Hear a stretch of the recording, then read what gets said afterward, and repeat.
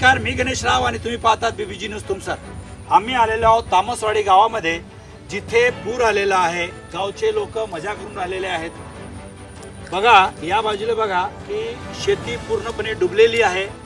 परिसरामध्ये जवळपास शेकडो हेक्टर जमीन डुबलेली आहे। पाण्याचा प्रवाह जास्त आहे, सतत पाऊस पडत आहे आणि जर अद्यापही पाऊस थांबला नाही तर कदाचित पूर्ण गाव डुबू शकतो। संपर्क तुटलेला आहे, तुम्ही पहा हा नाला आहे आणि पूर्णपणे डुबलेला आहे। तुमसरकडे जाणारा रस्ता पूर्णपणे बंद झालेला आहे।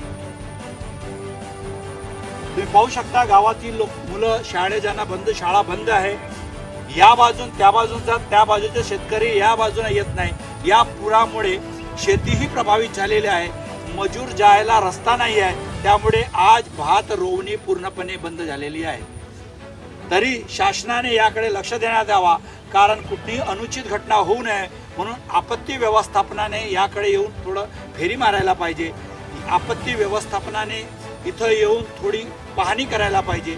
सकाळपासून कुठलाही अधिकारी आलेला नाही असे गावकऱ्यांनी सांगितलं। त्यामुळे भीतीचे वातावरणही या गावामध्ये निर्माण झालेलं आहे। जेव्हाही पाऊस जास्त पडतो, सर्वात प्रथम तुमसर तालुक्यामध्ये तामसवाडी गावाचा संपर्क तुमसरशी बंद होतो। तरी शासनाने आता याकडे लक्ष देण्याची गरज आहे।